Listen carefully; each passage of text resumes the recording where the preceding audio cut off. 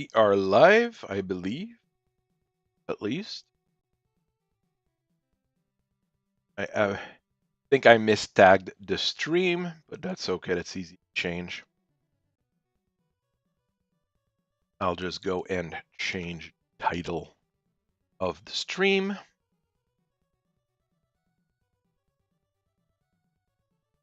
It's less relaxing to be playing Batman, that's for sure.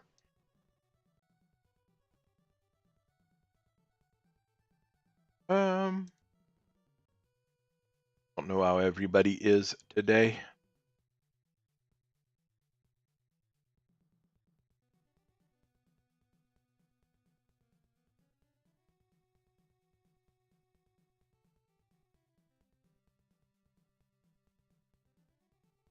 I did get to the final boss, and then I died.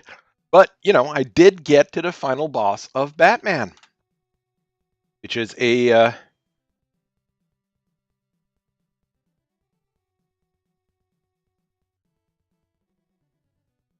which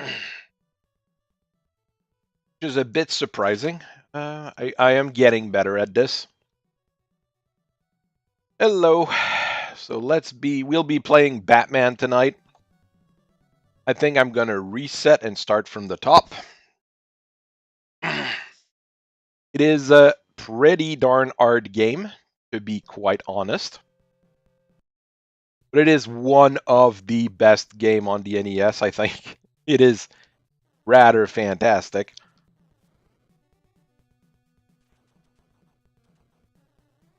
Well, so you play as Batman in a setting that is not quite Batman, even though it's supposed to be based on the 1989 movies. Adam West is also my Batman. I will be nice about that. He was great, and here in Quebec, well, that show played every summer, the entire series. Basically played every summer, so we basically watched it every summer. So there was a good reason for Adam West to be my Batman. But this game is based on the 1989 movie, which is very popular. Still a very good movie. But a lot of it makes little sense. The bad guys are in the stages. There's a few weird ones. But I mean, even the flamethrower guys, I mean, I could see Joker hiring flamethrower guys. The weird mines and the oming things like that, a little bit less. But that's the way Sunsoft made a lot of those games. That was possibly a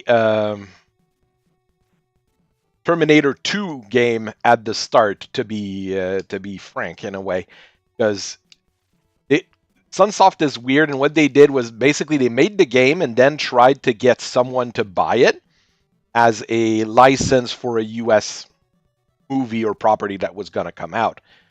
The idea is pretty good, but I can't say it always worked. The game that we really know where they messed that up was Journey to Silius, which is supposed to be a Terminator game, but it didn't make the cut to be a Terminator game. This could have very well be a Terminator 2 game that was skinned as Batman later on. The bosses, except for the Joker, make very little sense for Batman in a way. I mean, this doesn't look like Killer Moth from DC. This is the name of that boss. I mean, they very well could be, but I don't think the 1989 Batman had Toyman and Toymaker in it. But it doesn't really matter. I mean, it's a game where you play roughly as Batman, fighting roughly the Joker. Well, the final boss was actually added after the game, not the game shipped, but right before the game shipped. Basically, they were told, like, yeah, if you're doing a Batman game, the final boss should be the Joker. So they added the Joker, and he's actually a pretty cool boss in this game. Those little flamethrower guys are just annoying.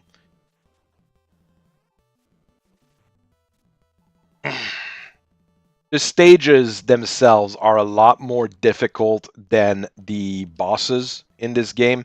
Once you understand how to beat the bosses, just they generally always follow the same pattern. It's an NES game after all. The AI is not going to be super refined. Most of the randomness and everything is based on the global timer on the console. I mean, my goal is to actually speedrun this game, or try to speedrun this game, but I need to first be able to beat it, and I haven't been able to beat it yet. But I am getting a lot better. I say that and I get hit by the basic enemies. Yeah, that was pretty terrible.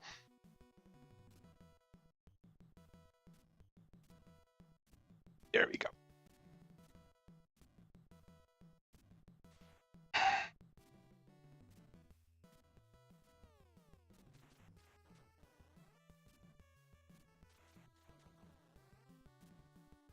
I'm not sure I'd be able to beat the boss of this stage with 2 health, though. Even though the boss itself is a weird supercomputer, and it's not super difficult to beat.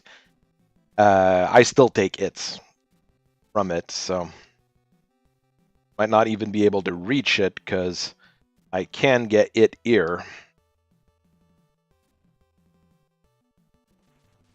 I would like some health from the enemies, but I don't think they'll be nice enough to drop it. Here you wait for this guy.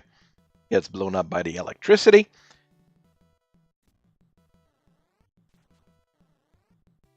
You know, that was a fairly clean stage 2. Now I'm at 2-3, which is, much. It is more complex, let's say. We'll go with that. At toast, as they say.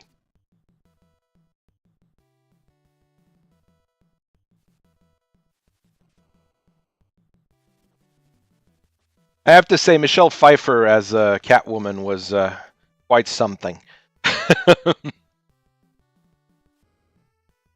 Batman Return was a weird movie, but I won't say it was a bad movie. It was just absolutely not what Warner Brothers ordered. Basically, they wanted something that they could sell to the kids, and that's not what Tim Burton delivered, to be quite honest. That's why we got Batman. What was the third one? Batman Forever and Batman and Robin. Those were quite the movies.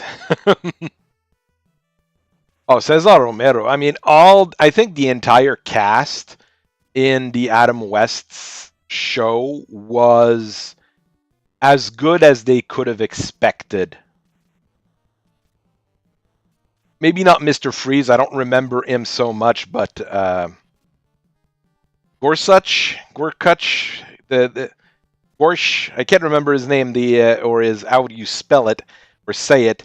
The guy who played the Riddler. To be, he was also fantastic. So.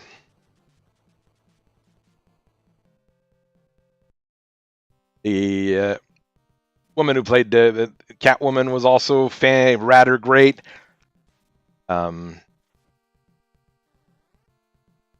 guy who played the Penguin had the Penguin down to a T.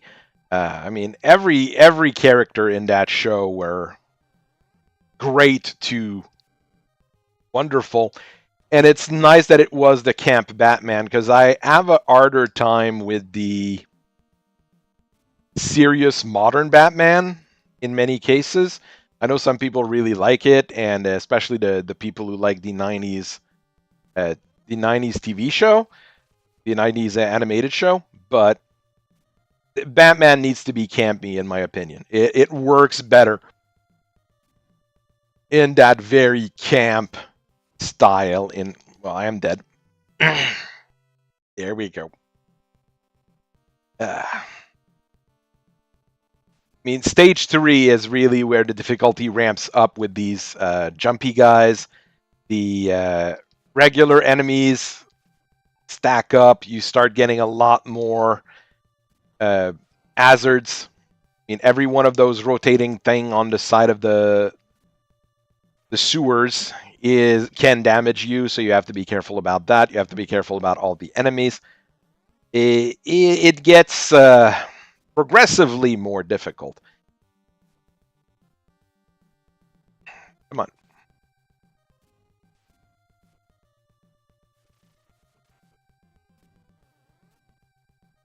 And you do have limited ammo as well. You do get quite a bit. The enemies drops are rather generous, but at some point you do have to be careful. If you get into this stage with no ammo, it's pretty much good game.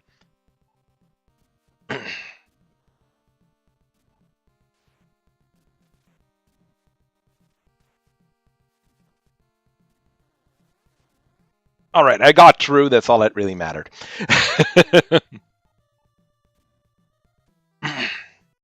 The thing is, the Penguin in the Adam West series had that. Yes, he had that evil gangster look, but it also had that weird, creepy factor to him. You had the mix of the two. There we go, right on the damaging floor. I mean, Robert De Niro in Batman Returns only has the creepy factor with the Penguin, and a lot of the Penguins afterward, they go a little bit either too comical or too creepy, and most of the time you need that balance to make it a decent character. I am terrible.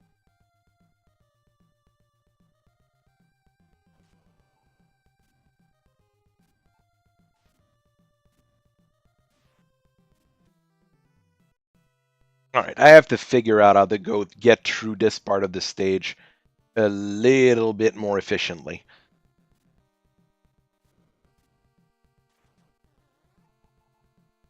My ammo's not the greatest either.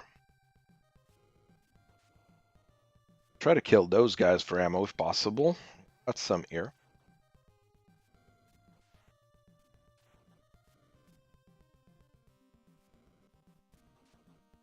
Okay, just points.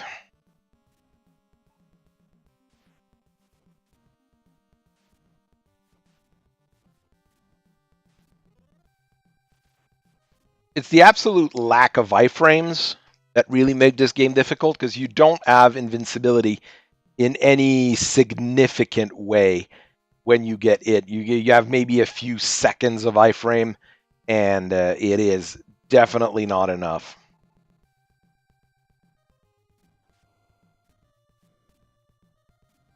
At least the wall jumps are really easy compared to many other games. The wall jumps in this are really easy. It's just get to the wall and press the direction.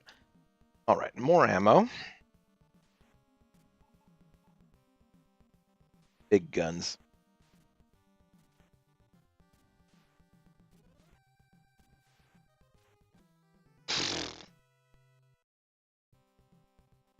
Yeah, Danny DeVito. Sorry. I thought sorry, I've always mistaken Robert De Niro and Danny DeVito. Those two have always confused throughout my entire life. Don't ask me why. I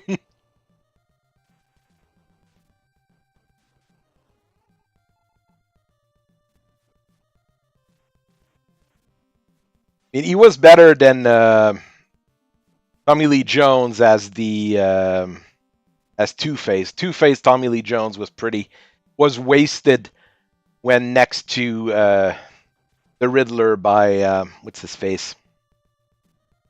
When I just can't remember names right now. Guy who played Robotnik in the Sonic movies recently. Him. The Mask. Him. I'm terrible with names this afternoon. This evening. He was a pretty good Riddler, which is hard to do when the previous one was so great. I mean, the Riddler is my favorite Batman villain because of the Adam West TV show. There's no way around it. I mean, it was that good. course, when Tom King kind of destroyed him in the most recent, one of the most recent One Bad Day series, I was quite distraught, let's say.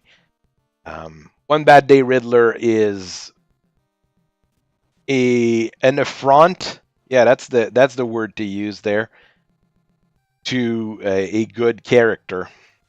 I thought that would despawn him, but it didn't.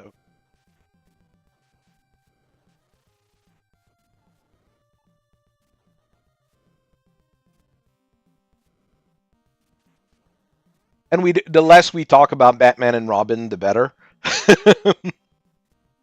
And it's not even because, I mean, it is a bad movie. Let's not even discuss it too much there. But it's just the amount of bad decisions in that movie compounded with one another that is causing the issue. I'm at 0 lives. That's all right. I'd rather take it to game over. The boss in this level is really easy, but you need a full L bar to get to him. So if you die at the boss, the continue brings you back to the start of the sub-stage, while the actual continue function just takes you to the when you die, I mean, you start at the beginning of the boss.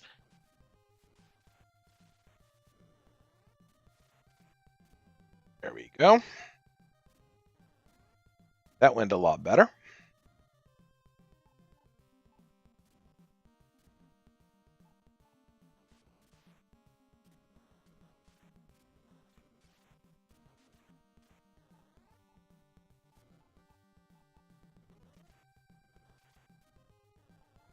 The rocket gun, the spear gun, is not that great of a weapon. It's slow to start and costs two ammo per shot, so it goes down really quick.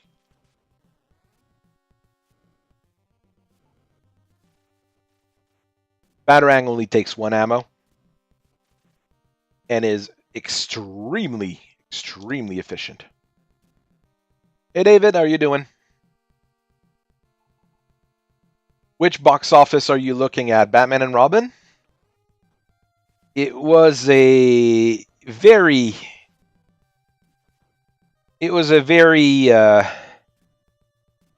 disappointing movie. We did go and see it in the theater, and yeah, that was certainly a thing.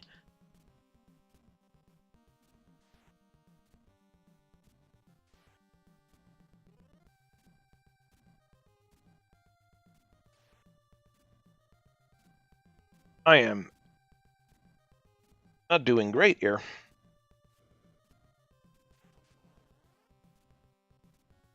There. You have to dodge the spinny walls, and that does generate quite a bit of damage. And then there's one more of these guys. Okay, that worked. Now there's a really easy boss, but you need a full health bar to be able to easily beat him.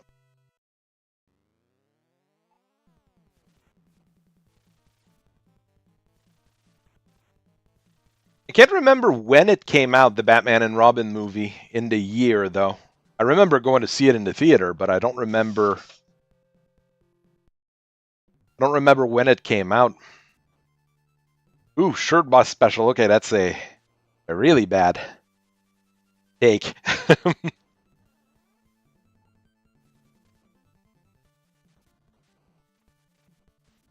Yeah, stage 4 is also incredibly difficult. I mean, stage 3 I'm getting a hang of, but here I'm already at 1 alt.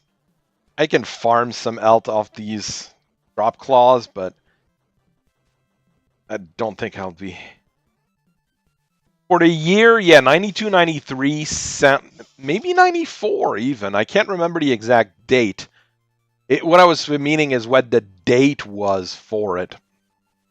Because we're seeing right now the terrible box office take for Furiosa that everybody's panicking over, because it's like the worst Memorial Day weekend since Temple of Doom or something like that. And Temple of Doom is a good movie. So, Furiosa is apparently a good movie too. That's where a few people are confused. It's just that people are absolutely not interested in Mad Max without Mad Max. I'm gonna power through, see up to where I can get. And that worked remarkably well.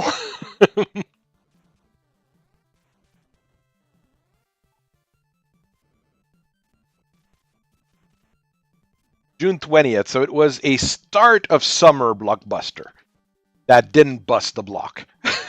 And it's later than I thought, 1997. It's a bit later than I thought. But it kind of makes sense, I guess. I would have been 13? Yeah, I would have been 13. So yeah, it would have been reasonable that my dad decided to take me and my brother to go and see that.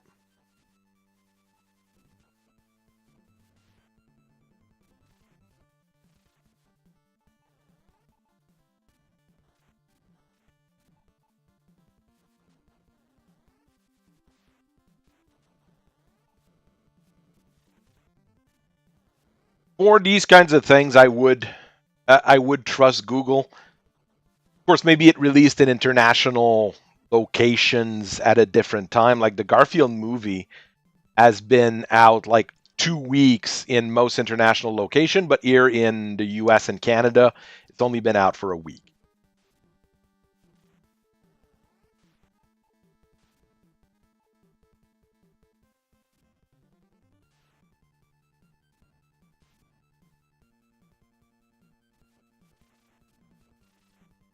You can get those guys stuck in a pattern. It goes well.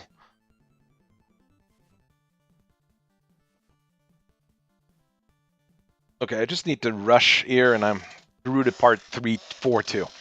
There we are. I mean, there's things that I don't trust the media or Google and Facebooks and stuff about, but dates of release of movies normally I would trust them. I mean, it's not a weird or special thing that they would want to obfuscate. Then again, I'd want to obfuscate Batman and Robin from my memory, but I mean, unless you're a huge fan of ice buns. I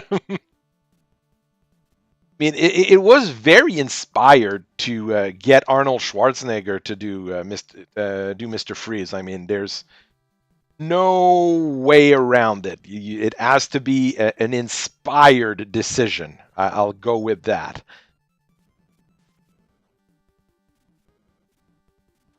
And I don't know if it was a case where they actually wanted him to do it, or a case of like, yeah, we've got a contract with him already, so just cast him into something and we'll be done with it. It's an odd.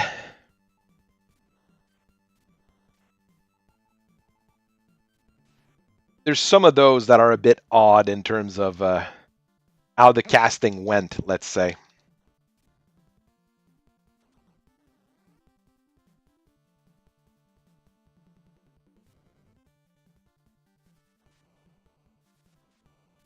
And some people will tell you that the Batman and Robin is worse than the Robert Pattinson Batman. To each their own, I will say there.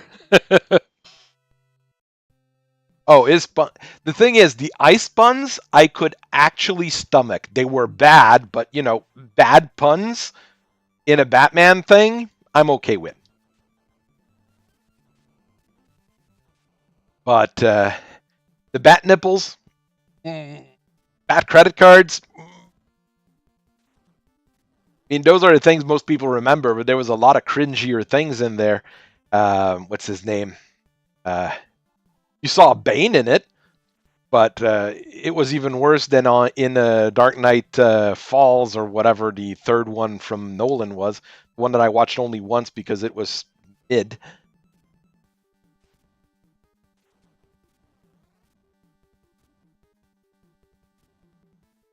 But the Bane in Batman and Robin was way worse because it was nothing like Bane. who's probably my second favorite Batman character now that I've read the origin story by Chuck Dixon. It's wow, it's really a fantastic book. Um,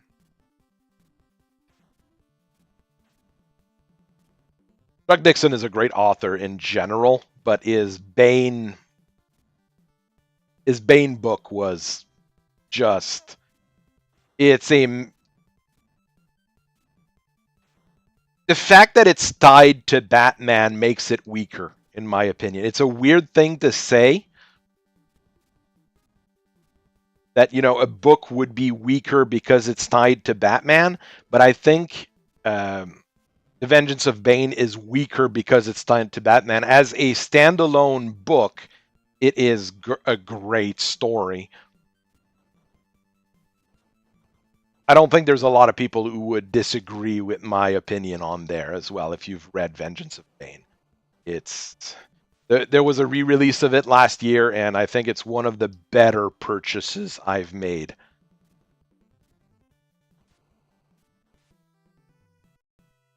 Bane is a fun character because he's got enough depth to him that you can see him as a threat to Batman. The problem is in almost all the shows and all the things where Bane is used, he's only used as that muscle-bound brute, which he isn't because he's a super genius on top of a overpowered man. I do have a review for Vengeance of Bane on my channel from when I was doing a lot more comics. It's when David joined the channel, for which I am still extremely glad. I overjump on that one.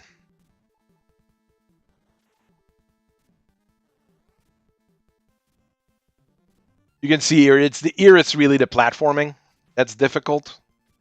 And then there's the next bit that's with all the fighting, which is also not the easiest.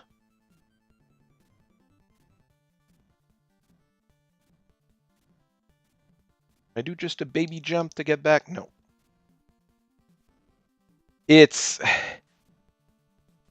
a lot harder to do those reviews, but I will be probably dropping a comic review for Yaira #1 for Ripaverse, or at least a first look review of it. And there's a few other books that I will probably be doing reviews of, so that'll cut in a little bit into my BattleTech time. But I think there's some books that I want to talk about, not only because I talked about before, but because some books need to be talked about. Don't think Yaira needs to be talked about a whole lot. There'll be plenty of people. Well, there'll be people bitching about it more than people talking about it. So maybe I should be, at least talking about it. I jumped too far there.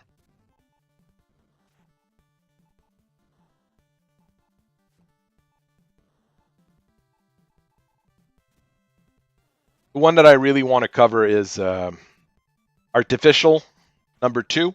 Artificial's #1 was probably my favorite comic of last year, and it's a really tiny.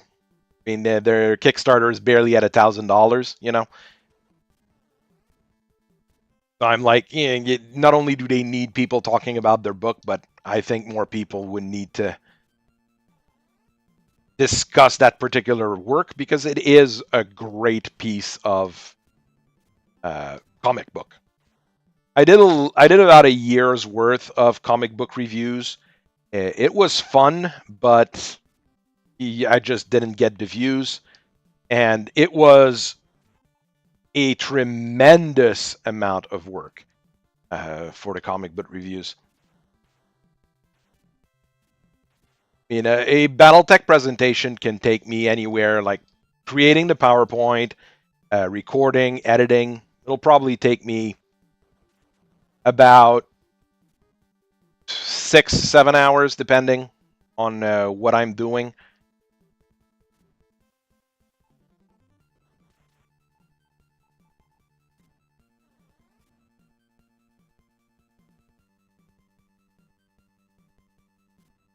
Well, technically it was his mother that was supposed to finish the father's sentence, but you know, since the son's there too, well, it works. No, I mean it's meant to represent banana republics from the Caribbean in the '80s, basically, and those were sometimes quite something. Not only Cuba, the Americans supported banana republics were sometimes not much better.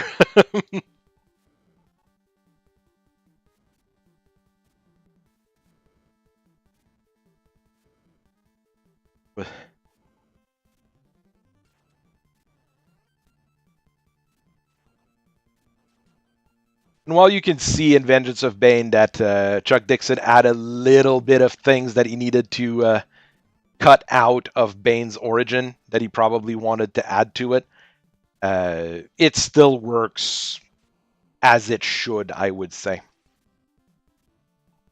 Ugh.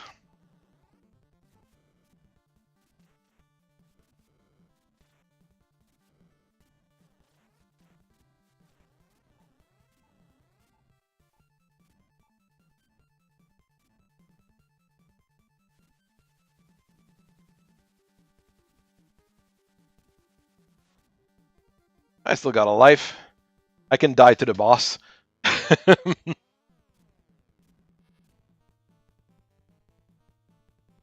I've learned how to beat this boss yesterday. I looked it up and I failed, but I looked it up. There's a few different things you need to do. First one being to jump up here. Mash, mash, mash, mash, mash.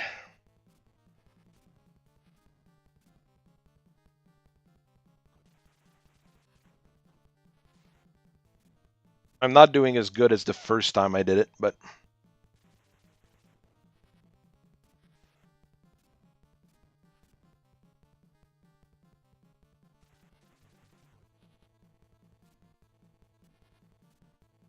that's how it's supposed to look, basically, when you're doing the... Then...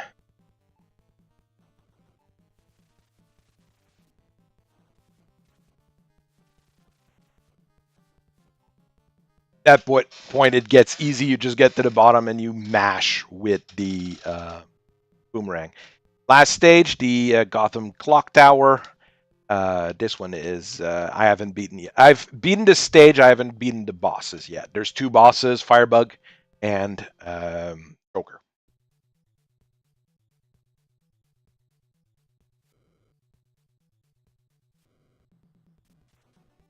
Really, Douglas, if you've got the chance and if you've got a nearby comic store, some of them probably still have a copy of last year reprint of Vengeance of Bane, or if you can find a reprint of it or a cheap copy of the original or any of the reprints, it's probably one of the better Batman books out there. The other Batman book I bought because I saw the cover in the Vengeance of Bane was another one I bought weirdly like that was Seduction of the Gun, which is an anti-gun Batman story, which is I would say the opposite of Vengeance of Bane. It really isn't good. And it's not even not good because I don't agree with the message or whatever. It just is missing so many things to make it a good story.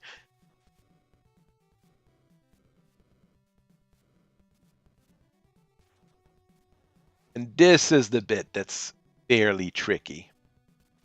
Basically, I have to climb the entire clock tower. It's a bunch of jumps with enemies on them. This is where this stage gets really tricky.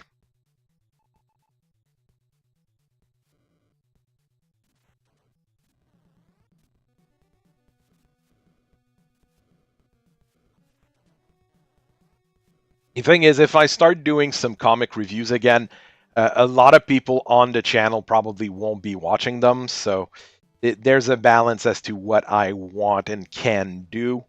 I don't want to murder my algorithm too much. It's a already me doing gaming every evening, it's good for how the channel behaves, let's say. I always have something going on and I can chat with you guys. But since my viewership is not, anywhere close to my number of subs, it's a little bit weird. But like I said, there are books that I want to review, especially in the indie sphere. I did a few like really short reviews. I might do that again. I think I can despawn that guy actually. The flamethrowers I'm really not worried about. They're really easy to take care of. It's those spear launchers.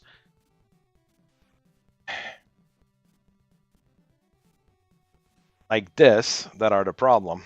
But you can despawn. You can try to despawn them.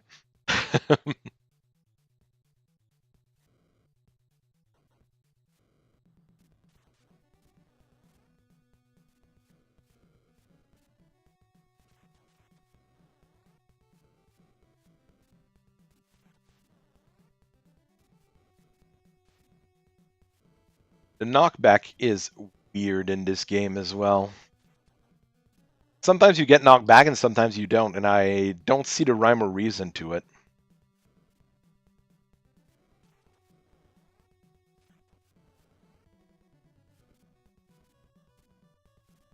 Favorite version of X-Man? I would say Evolution as well, strangely enough. Because the 97 or whatever, that mid-90s one was cool, but I never managed to catch it on TV in the right order or whatever, or however Fox wanted to do it. So you were always missing part of the story, while Evolution was pretty straightforward. I had the DVDs for season 1, I think. Yet I do not know where it is anymore, which is probably somewhere in my stuff.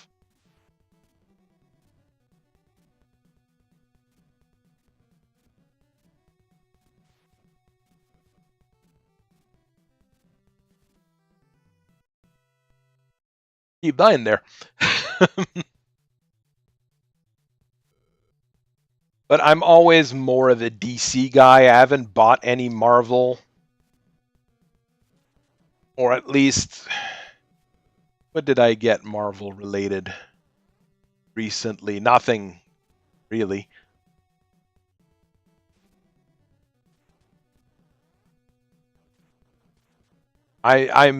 It's more because I don't support Disney that I don't get any Marvel stuff, but their books themselves are rather terrible right now, so that's certainly not a big plus.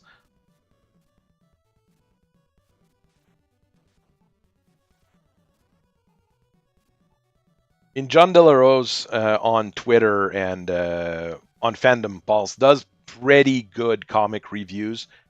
Of course, he is quite biased, but he's an author as well, and he's not a bad one. And he's got pretty good takes. At least, yes, he bashes stuff for the usual Christian side stuff, but he's also pretty clean in terms of, yeah, as an author, this is not that great, and I think that is a big plus to have someone being able to do that a little bit.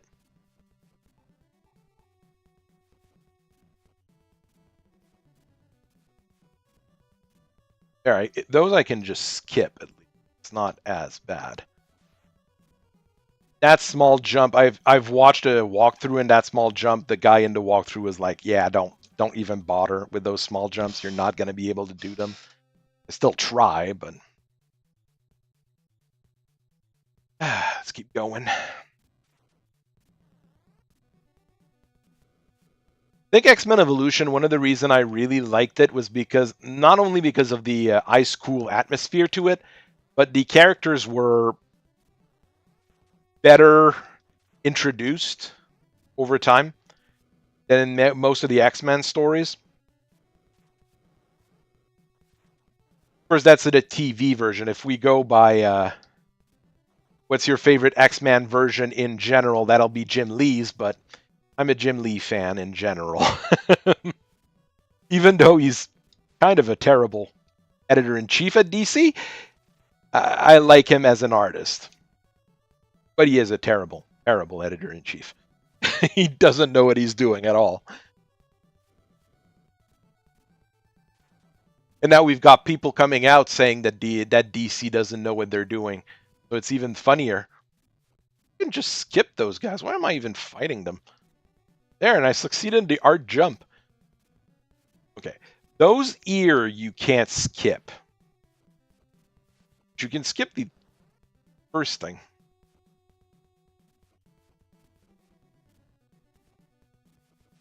Ouch. Almost. Jim Shooter was a hard ass in terms of being an editor-in-chief, though. I think he was the last great editor, actually. A guy who could actually say no to the artists and the artists listened to him.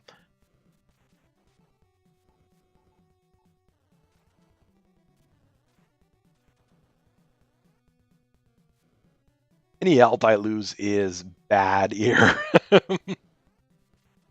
There we go.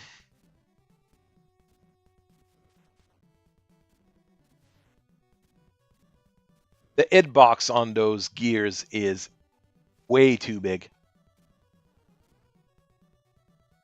And you can try to farm some elt here, but no, the results are not good.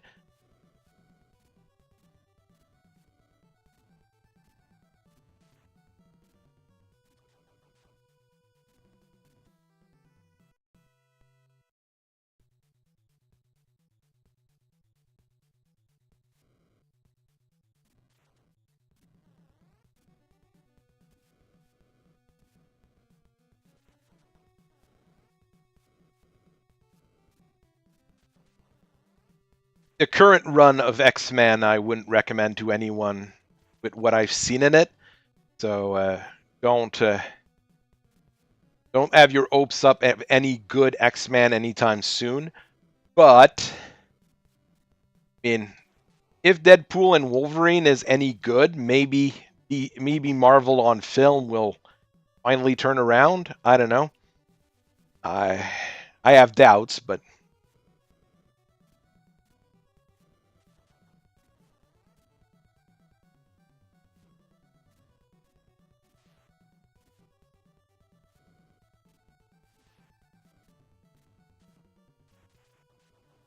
I completely bungled that. I had a very good start, but then I completely bungled that.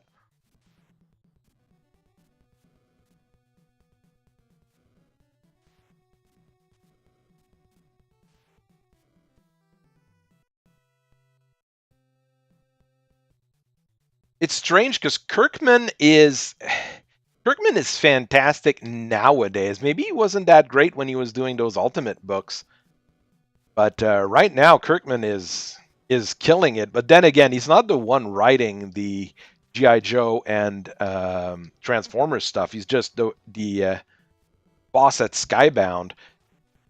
But it's really the G.I. Joe and Transformers stuff at Skybound under Kirkman is top notch. I've got nothing to say except good things about it, which is a bit surprising. The first few books of Transformers I wasn't completely sold on, but as it moved on, the more recent ones are just wonderful. And it really has that 80s feel in a way to it.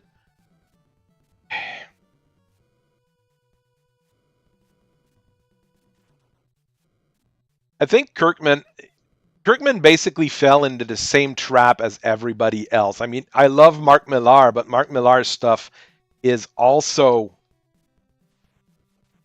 very samey. Always the morally gray heroes and the stuff like that, which Ultimates did quite a bit of. So that probably is part of the problem. No, I'm dead here. No, I tried.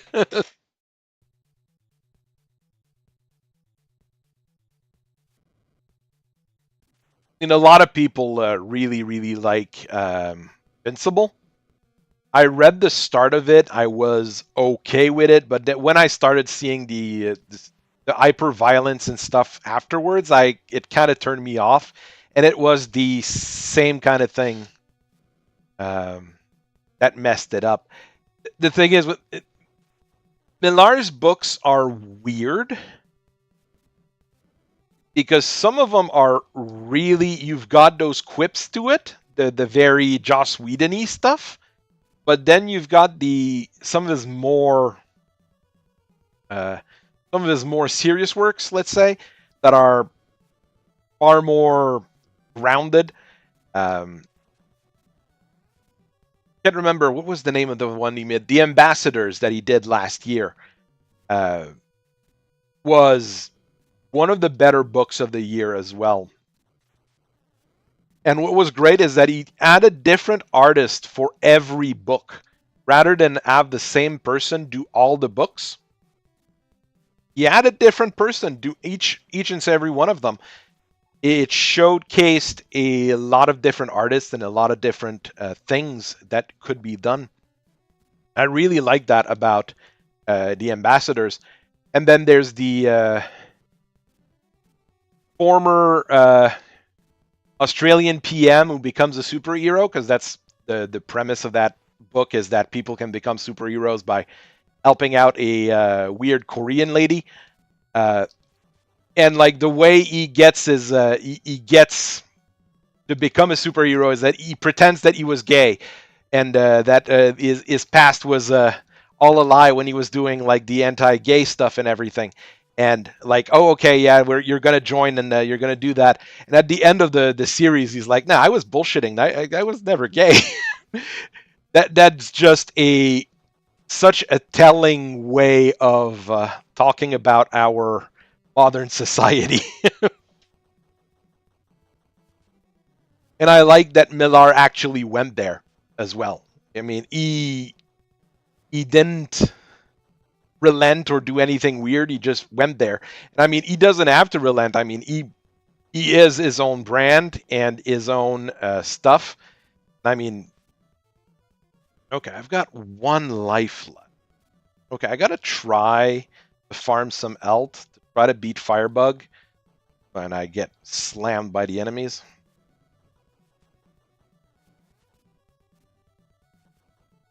Yeah, that's okay. Well, I'm stupid. I am stupid. Uh,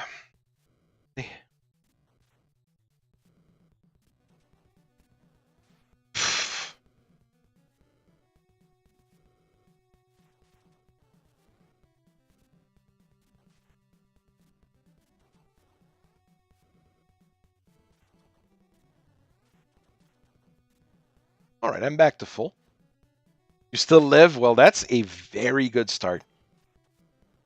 Go. Go.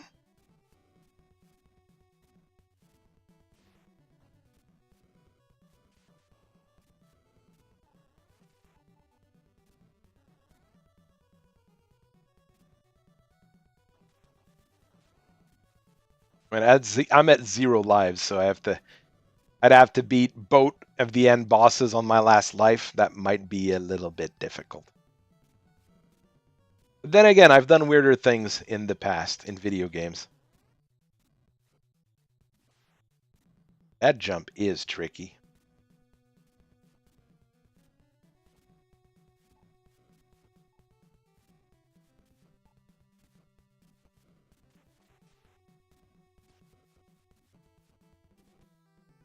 Nope.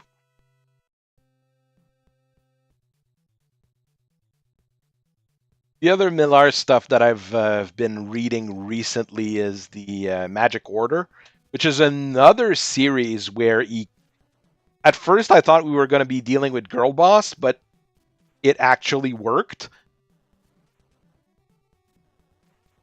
And Millar went there with a few of the things, which is, I think it's great for modern comic creators to actually go places where DC or Marvel wouldn't go in terms of either social issues or anything else. And it's fairly interesting to see. There was supposed to be a Magic Order Netflix series. I don't know if it's still in the works or if they've put it aside. The problem is, I mean, since Netflix is the one basically paying for all of Millar's books, when they're adapted, it doesn't mean it's going to be like the original, unfortunately. But we never know with how One Piece went. Maybe someone at Netflix is going to be like, yeah, maybe we should listen to the guy who created the book, and they'll move in a better direction.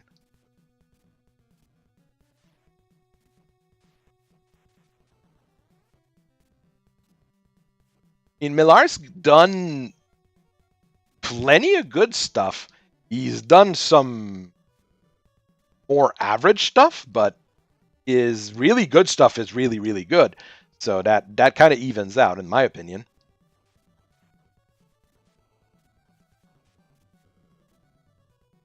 And I need to get to the boss, basically. That's all I want to do here, so jumping too far. I'm jumping on RNF. There. I despawned the drop claw. Okay. This is the Marauder shields of this game. So what you need to do is towards them, behind them. There's a way to stun lock this guy, basically.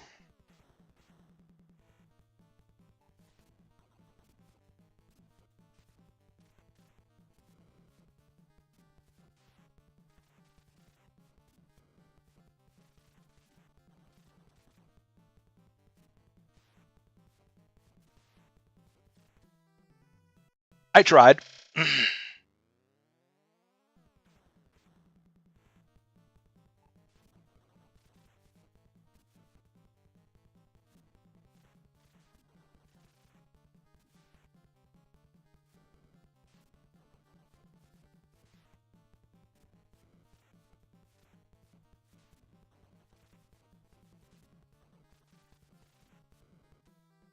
I'm not sure what this boss has to do with Batman, but, you know, he's there.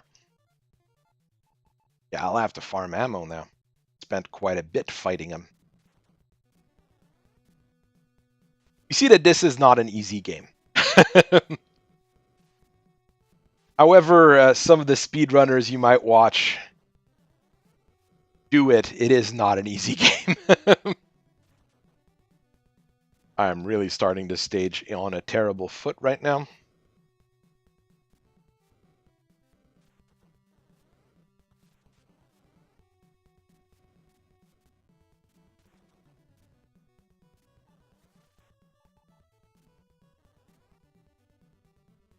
mean, farming ammo is not too difficult. I'm not worried about it.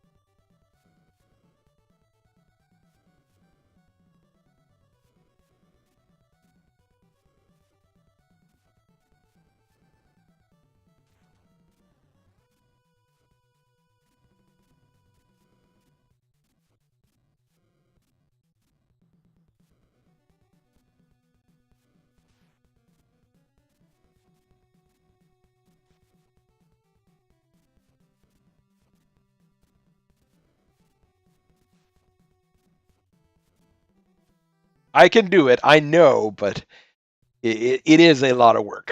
And I'm not playing it 8 hours a day. I'm playing it about, you know, I warmed up before the stream. I was already playing it. I got to the 5th stage for the first time, but it's I'll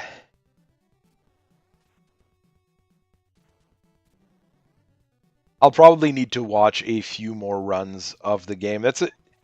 I've noticed that for me, while practicing is good, obviously, um, Me watching some pros do some runs really teach me a lot about the games. That's how I'm able to beat most of the bosses in this game now.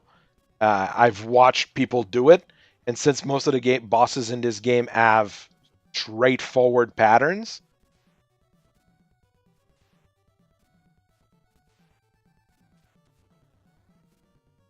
I'm just able to repeat what they do. Ugh.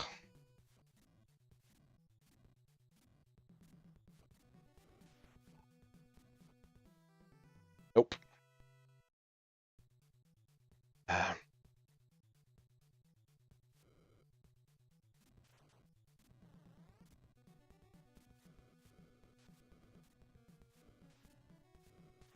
I do have a comic section on my Discord where I've been talking a little bit about a few things I've been getting and decrying that the upcoming GI Joe omnibuses or art covers are like $300.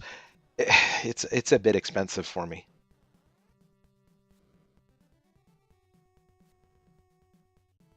No, I have not introduced Batman and BattleTech yet.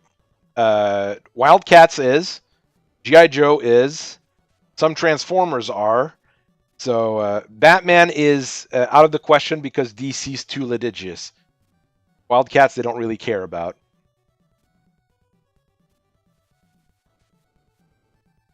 And the Batmech would be, perfectly legit. I mean,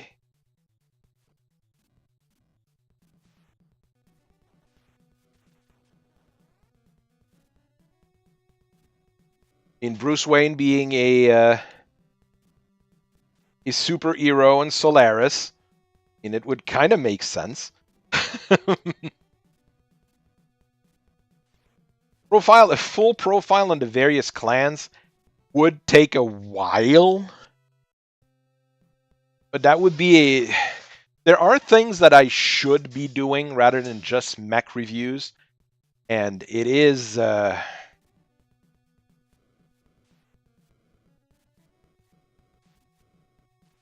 How much is the World War Hulk reissues? Is it just a basic reissue from Marvel, or are they doing something fancy with it so it's impossible to get?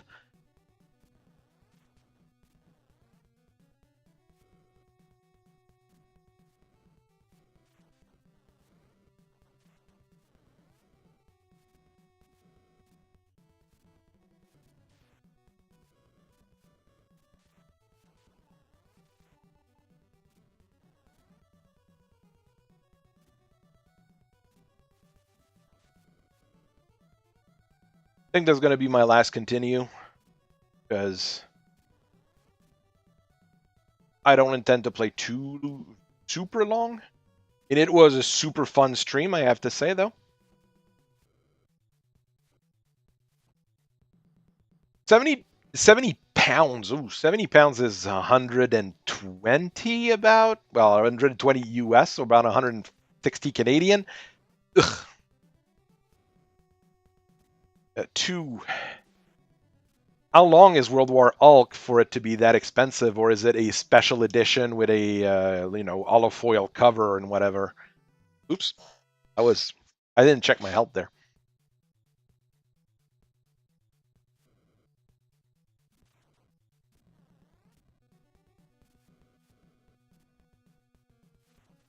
I'm sorry if the screenshot had Pinball Quest. I just didn't make a new like fully Batman screenshot.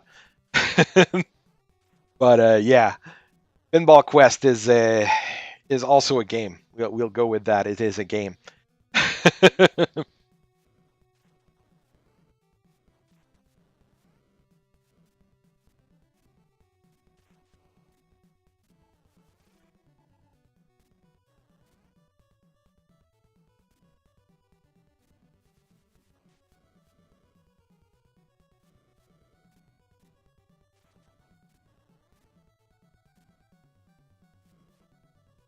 Punisher Max is a great book series, so you did a very good buy for it. The first omnibus I wanted to buy was a Conan omnibus that they had at a comic store, but it was just outside of my price range at the time. I was like, I don't have, I think it was 80. for it was like all the original bunch there, like 1980s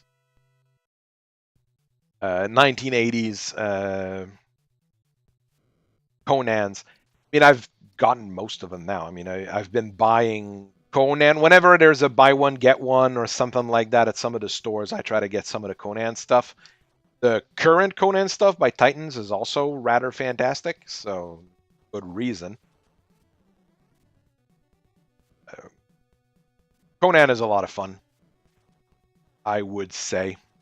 I know Razor Fist is all about the shadow, but I think I like Conan better in the pulps.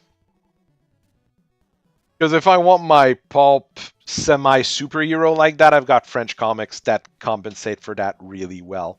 But Moran is still one of the greatest. J. Michael Straczynski? Yeah, he's done. J. Michael Straczynski is weird, though. There's some of his stuff that's really good, and some that you're like, I'm not quite sure what you're trying there, bud.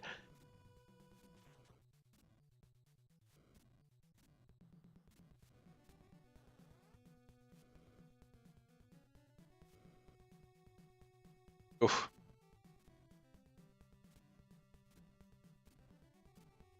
Someone made a fan animation of Conan, um, the Tower of the Elephant, and it looks gorgeous. And then you remember that Netflix passed on Conan, and then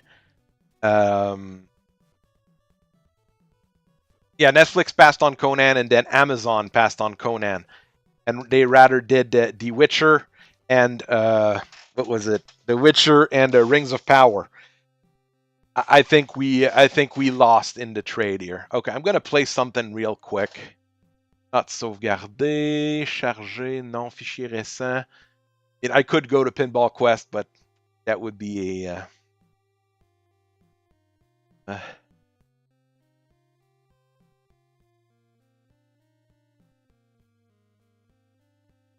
gotta do a quick Space Gulls because Space Gulls is fun. That is a game I actually know how to beat. Oh, Solomon Kane is also great. They're doing new Solomon Kane stories at Titans because they got the rights. They've got the rights to Solomon Kane, most of the Howard stuff. So they're doing in the regular Conan books is the Conan stories, and in Savage Sword of Conan, they're gonna have Solomon Kane stories and Conan stories. Maybe they'll do some of the other, like some of the Howard Cowboy stories. I'd love to read some of the Howard Cowboy stories because that's what he did to actually make money. Because the Conan stuff and the Solomon Kane stuff, it was popular, but it didn't make him enough money. While the Cowboy stuff, well, that used to sell gangbusters. I'd love to see some of those or read some of those at some point. I am odd and I like odd things, I know. I like playing Space Gulls. That's an odd thing. Point.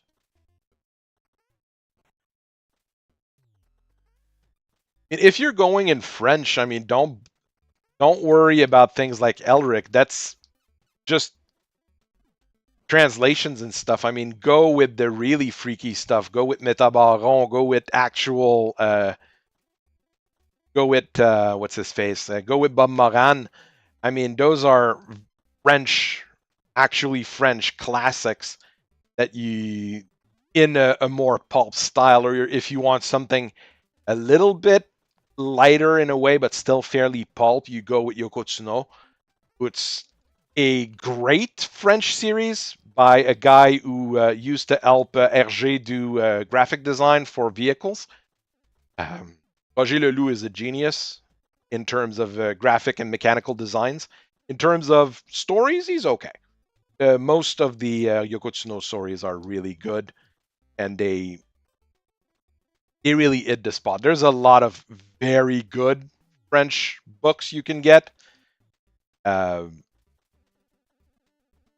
mean, people remember Asterix and things like that because that's the stuff that gets pushed. But there's so many great French comics in all the styles. I mean, of course, comedy is the center, but You've got the standard pulp stories. You've got the some weird alien stories. Nowadays you've got fake mangas. Some of them being great, and most of them being rather average. I'll be honest there, though. In my go-to is always Bob Moran because it's just great pulp.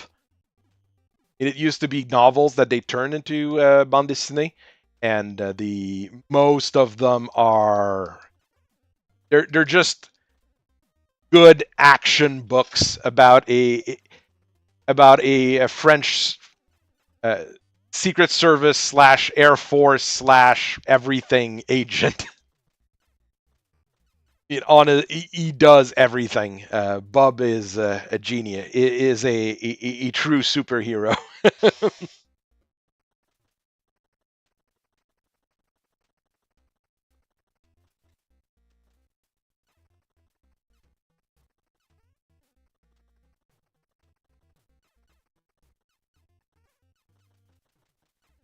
I find it funny that people like Razor Fist and Nerdrotic go on about French bande dessinée, and it's never the stuff.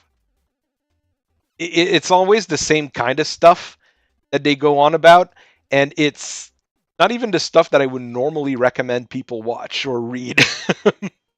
Like I said, I would go with Bob Moran for more pulpy stories because the it is the quintessential French bande dessinée for that kind of story. It's just something that was written in the 50s by a guy who used to be let's say he ran off with a Chinese chick when he was like 18 to run away from his dad.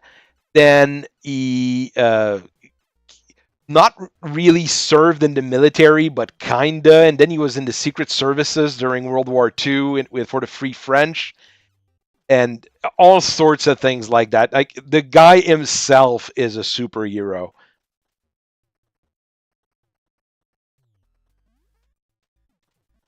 In French comic is probably the second largest industry in terms of comics nowadays. Because I mean, manga is hard to beat. Okay, there's manga. You've got literally everything for every kind of people for every situation. I mean, if you want a manga about fishing, there's one.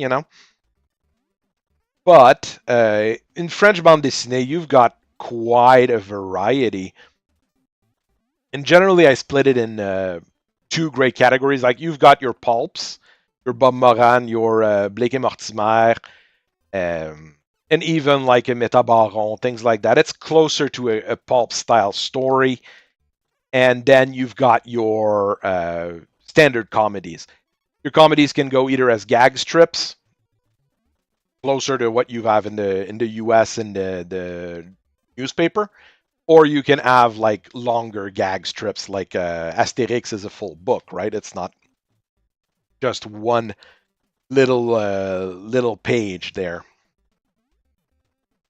Oh, don't worry, comic industries in the US is irrelevant right now as well. So don't worry if the comic industry is pretty much non-existent in your country. In British comic is weird. I think you're British, there's some great indie stuff in the British comic, and you're gonna be able to find it, but a lot of it goes through Marvel and DC for the bigger stuff. So it ends up just being another thing in the lineup for Marvel, DC, Image, or whoever. So it kind of gets lost in the lot there, which is a bit sad. And one of the first comics I reviewed, and one of the first thing I bought indie, um, like last year, was a British comic. Actually, a British comic by a South African guy, so it's with a Polish wife. If you want a weird story there, but it was a pretty good book. Mary's Boy was a pretty good book. It was absolutely not safe for work and absolutely not politically correct. It would never get published by anyone, but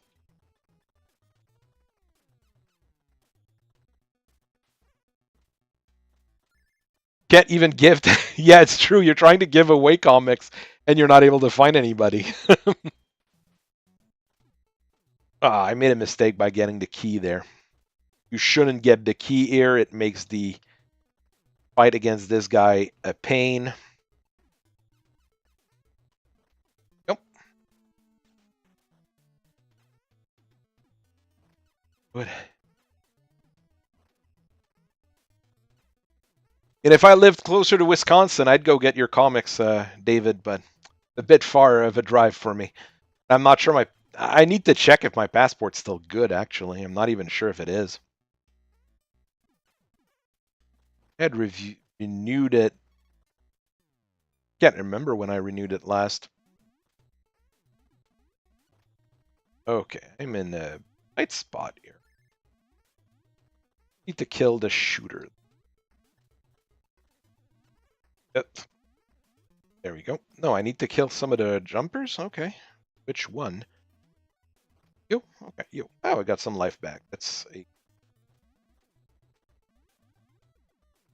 That game is an awful lot of fun. It's really short. It's an homebrew.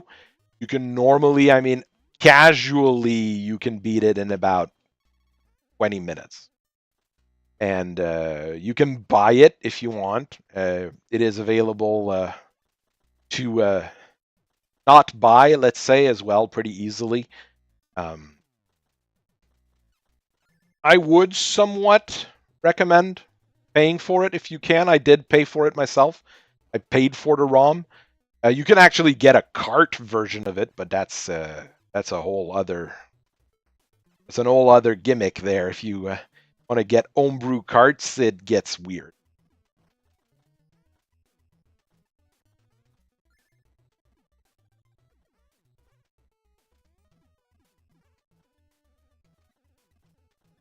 Oh, bottom row. Oof. I am very tight on Alt, but I might be able to do it.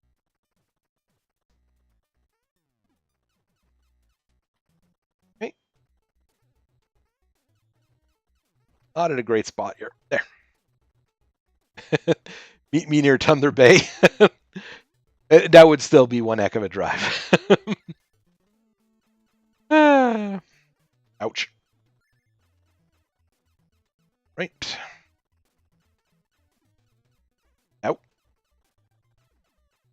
All right. I'm through here.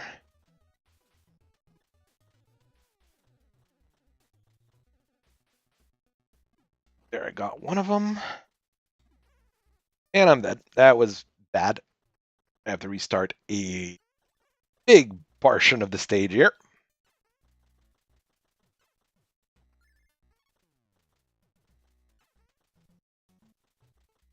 In Thunder Bay from here is about a 14-hour drive, I would say.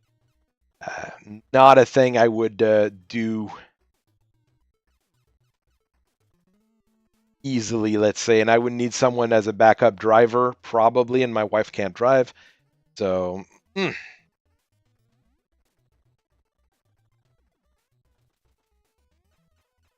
All right. This time I did much better.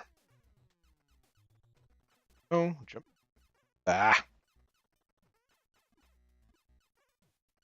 People don't realize how big Canada and the US are sometimes. I know Lutra Gaming, Other Pops, said he's driving from Virginia to California, I think is what he said. That's going to be one heck of a drive as well. I remember doing Indiana to here in Canada, here in Quebec, in one go when my wife was living there. Yeah, I would never do that kind of trip again. That was, I think, about 20 hours of driving.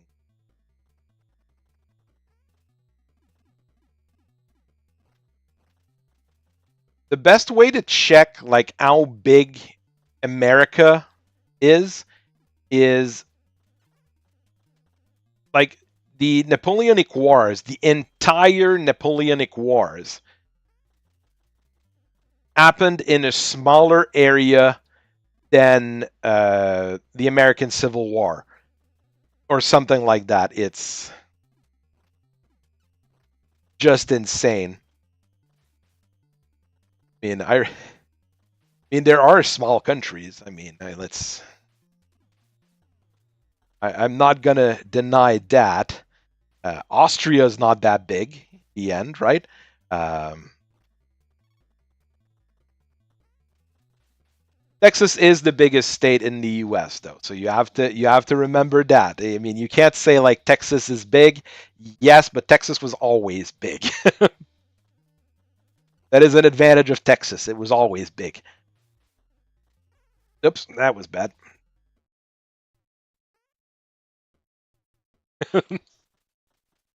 Well, Rhode Island is tiny. Yes, there is no that is a tiny, tiny, tiny state. In Canada, you've got Prince Edward's Island, where the weather report is basically someone looking out the window as the weather report for the entire province.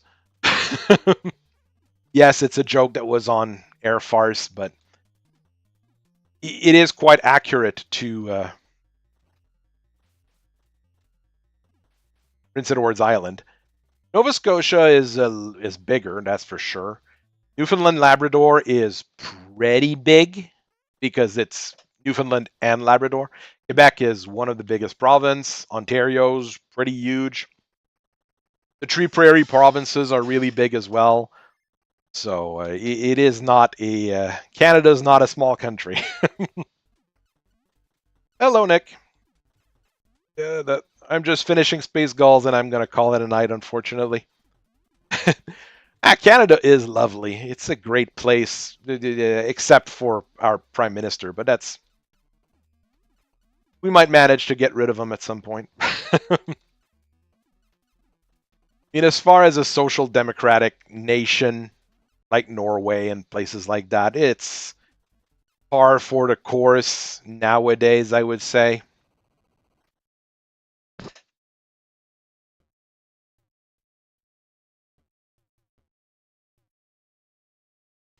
Look, Newfoundland is its own universe, okay?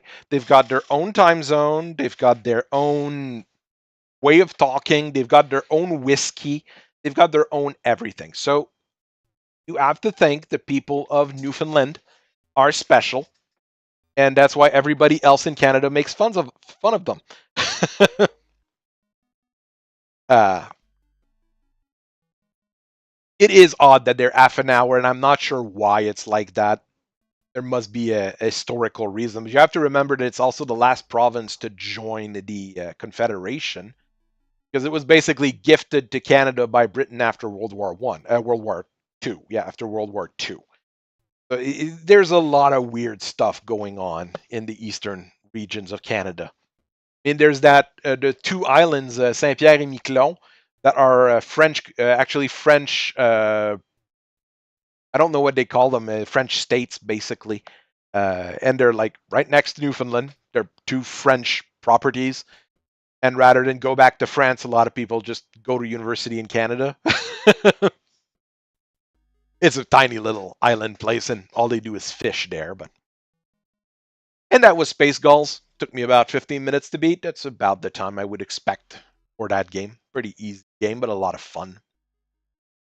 So thank you very much for watching me today. I hope you guys have it's not a protectorate because they actually get full voting rights and state rights and things like that. It's not like let's say Puerto Rico or America. They actually elect people, send them to parliament, and vote for the president and the prime minister. And France's political system is even more messed up than the American one, but I think it's one of the better ones out there. Weird thing to say. I hope you guys have a very good night. I thank you very much for listening to me for so long, and I will see